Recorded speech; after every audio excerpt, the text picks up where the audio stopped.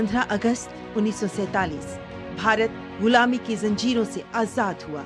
लगभग 1.5 सदी से ज्यादा वक्त तक अंग्रेजों के खिलाफ संघर्ष करने के बाद जो आजादी हमें मिली, उसमें कितने ही आजादी के मतवालों ने अपने प्राणों की आहुति दी। इनमें बहुत से गुमनाम नायक भी शामिल हैं। इस स्वतंत्रता संग्राम में महिलाओं ने भी पुरुषों के साथ कंधे से कंधा मिलाकर आजादी की जंग भी लड़ी और अपने प्राण न्यौछावर करने से भी पीछे नहीं हटी। महिलाओं की कहानियां हर दौर में प्रेरणा देती हैं और जब हम भारत की आजादी के संघर्ष की बात करते हैं तो ये संघर्ष गाथा तो महिला स्वतंत्रता सेनानियों के महत्वपूर्ण योगदान के बिना बिल्कुल अधूरी है। भारत की कितनी ही वीरांगनाओं ने ब्रिटिश शासन के विरुद्ध आवाज बुलंद की, तलवार उठाई, अंग्रेजी सेनाओं के दांत खट्टे कर दिए, तो कितने ही साधारण परिवारों की महिलाएं सड़कों पर उतरी, जुलूसों का नेतृत्व किया, प्रदर्शन किए, धरने दिए, जेल भी गई। देश के लिए प्रताड़ना की राह पर वो कभी पीछे नहीं हटी, बल्कि प्रताड़ना सहकर भी वे डटी रही। इन महिलाओं में गजब का साहस और प्रखर देशभक्ति थी। ऐसे ही आजादी की वीरांगनाओं की बात होगी आज के इस कार्यक्रम में। बहुत बहुत स्वागत हमारे इस कार्यक्रम में। आपके साथ मैं हूं ममता चोपड़ा।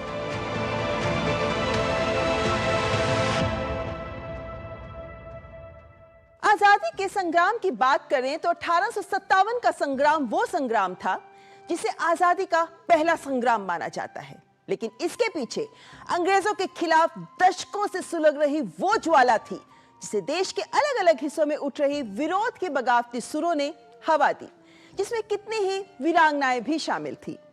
और ये विरोध के सुर वे सुर थे जो 18वीं शताब्दी के अंत और 19वीं शताब्दी के शुरू में ही मुखर होने लगे थे। और इन विरोध के सुरों में महिला शासकों और उनकी सेनाओं की आवाज भी बिल्कुल स्पष्ट थी। अंग्रेज भारत में फूट डालो और राज करो की रणनीति के साथ आगे बढ़ रहे थे। 19वीं सदी की शुरुआत में देश के बहुत से शासक अंग्रेजों की बदनीयत को समझ नहीं पाए थे। कितने ही राजे रजवाड़े उनके सामने आत्मसमर्पण कर रहे थे, लेकिन कई महिला शासकों ने उनका विरोध किया, जिनमें एक थी भारतीय वीरांगना भीमाबाई होलकर। जब इंदौर पर कब्जा करने के लिए इंदौर रेजिमेंट के कर्नल मालकॉम ने होलकर पर आक्रमण कर दिया तो 1817 में माहितपुर के भीषण संग्राम में भीमाबाई ने अंग्रेजों का सामना किया। पराजय मिली तो सेना को फिर संगठित किया। जंगलों में छापामार रणकौशल की युद्ध नीति से अंग्रेजों के खजाने लूटे। कर्नल मालकॉम ने भारी भरकम सेना लेकर जंगल में ही भीमाबाई को घेर लिया, लेकिन रानी ने आत्मसमर्पण नहीं किया, बल्कि अंग्रेज सेना का घेरा लांघ कर निकल गईं और हाथ नहीं आई। कर्नाटक के बेलगावी जिले के कित्तूर की रानी चेन्नम्मा ने भी ब्रिटिश ईस्ट इंडिया कंपनी के खिलाफ सशस्त्र विद्रोह किया। 1824 में अंग्रेजों ने कित्तूर पर हमला किया। रानी चेन्नम्मा के रण कौशल के सामने ब्रिटिश सेना को युद्ध के मैदान से भागना पड़ा, लेकिन अंग्रेजों ने फिर भारी तोप और गोले बारूद के साथ कित्तूर पर हमला कर दिया। रानी चेन्नम्मा को गिरफ्तार किया गया, लेकिन ब्रिटिश शासन के खिलाफ बगावत का झंडा बुलंद करने की उनकी वीरता ने देशवासियों को प्रेरित किया। प्रथम स्वाधीनता संग्राम की नायिका झांसी की रानी लक्ष्मीबाई ने अंतिम सांस तक अंग्रेजों के विरुद्ध अपनी जंग जारी रखी। सर ह्यूरोज ने लक्ष्मीबाई को आत्मसमर्पण करने का आदेश दिया, लेकिन लक्ष्मीबाई ने अपने बेटे को पीठ पर बांधकर ह्यूरोज की सेना का सामना किया और अपने प्राणों का बलिदान कर दिया।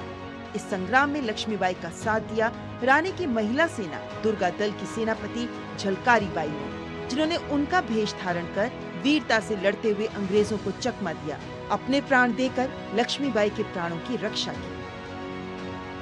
मैथिली शरण गुप्त लिखते हैं, जाकर रण में ललकारी थी, वो झांसी की झलकारी थी, गोरों से लड़ना सिखा गई, है इतिहास में झलक रही, वो भारत की ही नारी थी, झलकारी थी।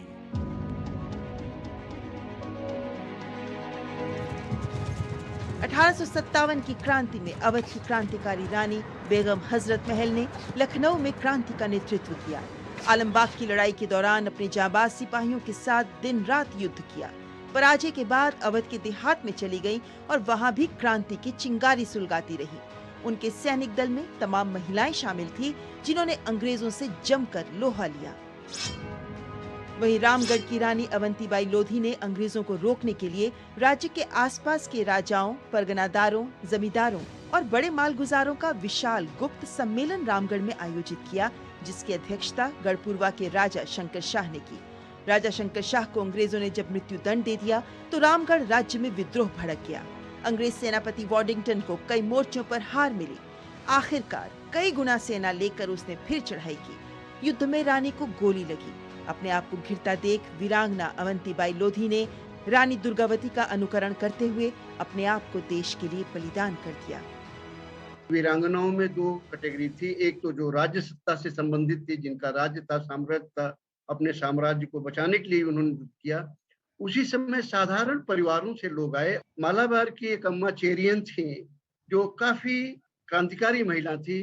गांधी जी ने उन्हें रानी लक्ष्मीबाई की उपाधि दी। प्रेरणा स्रोत का क्या स्वरूप होता है, आप इसको समझने की यूं कोशिश कीजिए कि सुभाष चंद्र बोस ने लगभग, आप समझिए कि 90 वर्षों बाद एक वो रानी झांसी रेजिमेंट की स्थापना करते हैं। और रानी झांसी रेजिमेंट कहाँ से नाम वो देते हैं, रानी लक्ष्मीबाई से प्रेरणा आती है।